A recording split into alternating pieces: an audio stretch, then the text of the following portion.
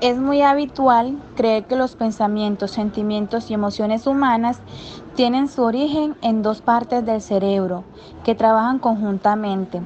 Estos son los dos hemisferios, dos mitades prácticamente idénticas entre sí, que se distinguen por los procesos que llevan a cabo entre ellos.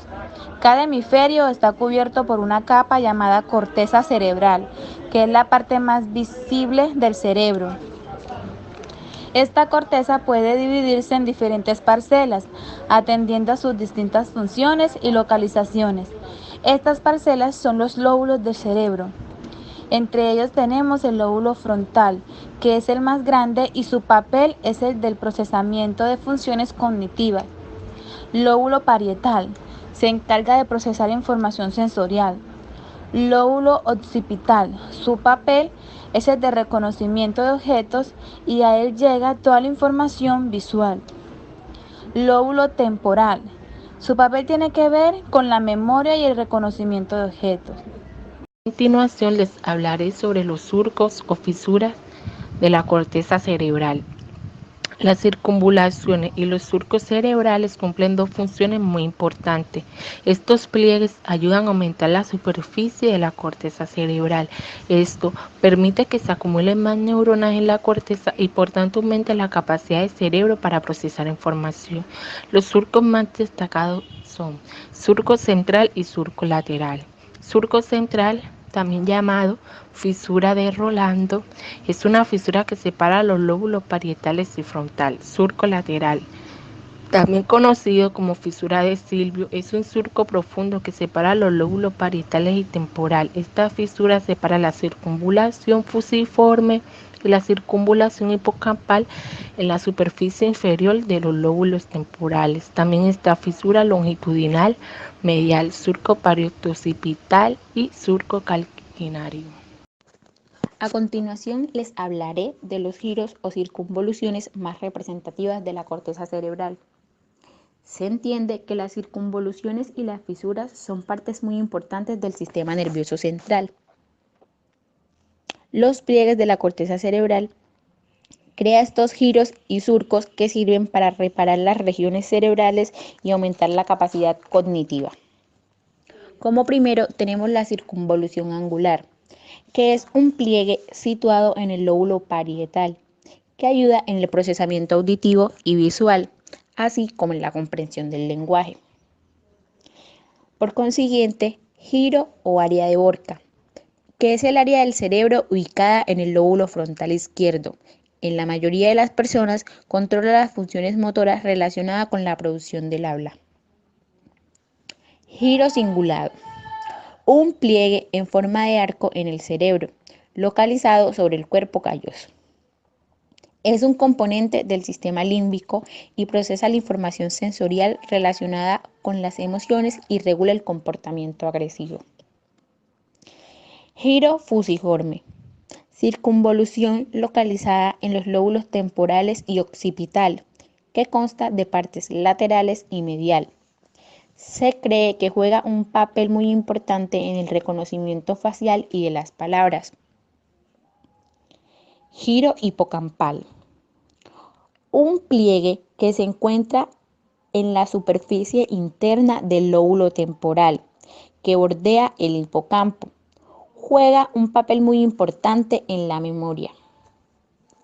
Giro lingual, la circunvolución del lóbulo occipital que está involucrada en el procesamiento visual.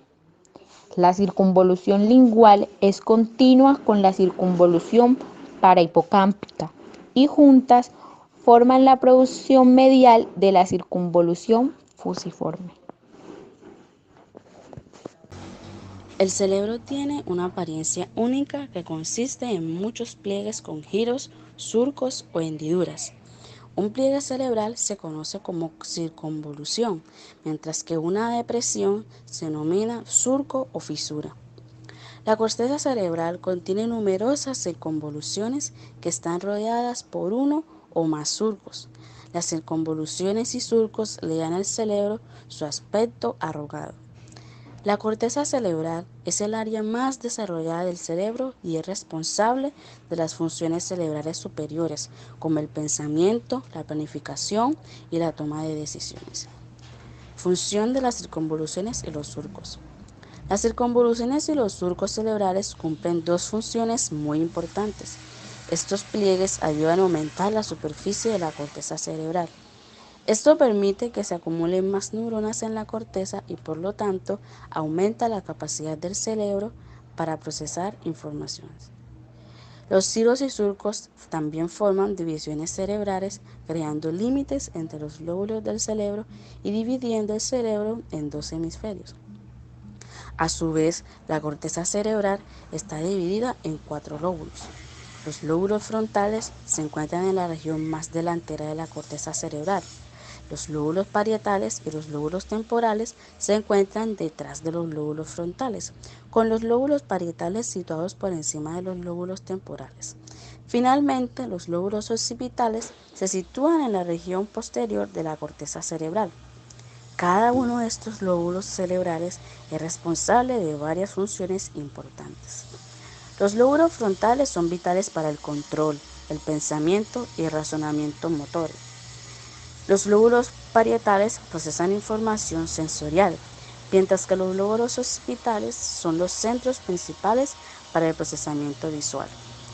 Los lóbulos temporales son importantes para la producción del lenguaje y del habla, así como para el procesamiento de la memoria y la emoción.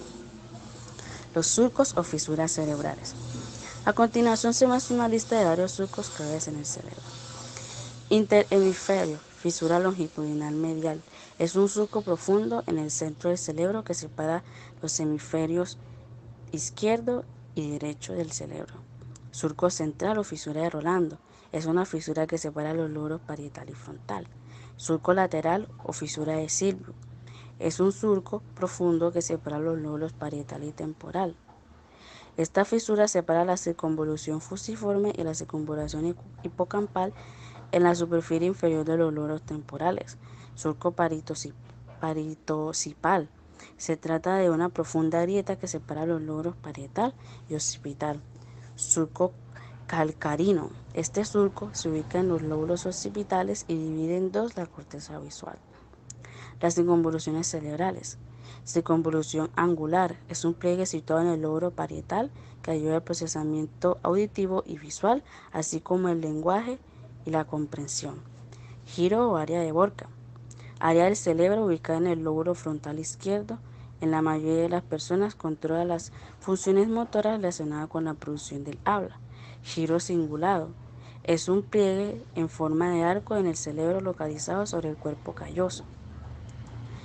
Es un componente del sistema límbico y procesa la información sensorial relacionada con las emociones y regula el comportamiento agresivo. Giro fusiforme, circunvolución localizada en los lóbulos temporal y occipital que consta de partes lateral y medial, ya que juega un papel en el reconocimiento facial y de palabras. Giro hipocampal, giro parahipocampal. Es un pliegue que se encuentra en la superficie interna del lóbulo temporal que bordea el hipocampo y juega un papel importante en la memoria.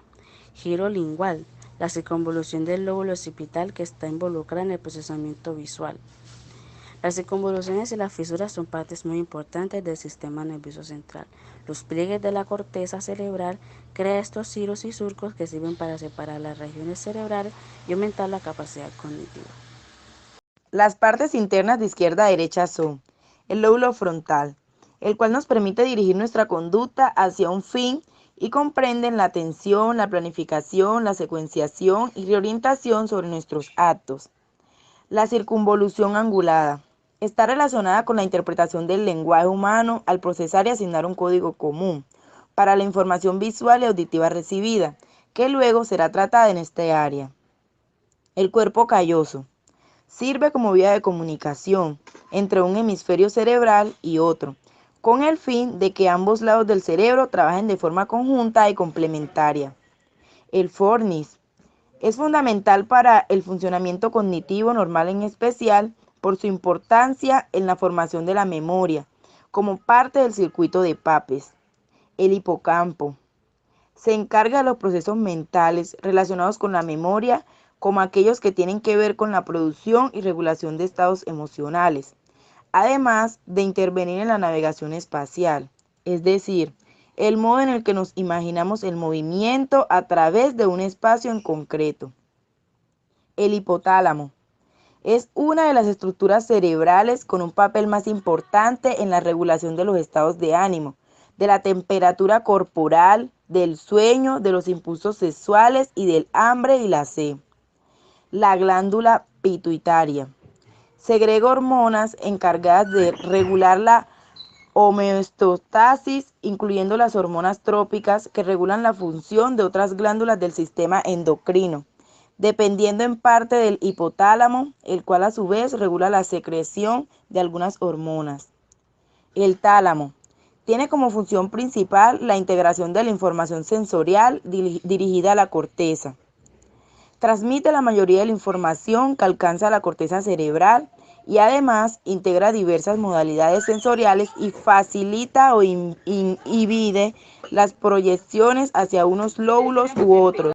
El cerebelo procesa información proveniente de otras áreas del cerebro, de la médula espinal y de los receptores sensoriales con el fin de indicar el tiempo exacto para realizar movimientos coordinados y suaves del sistema muscular esquelético.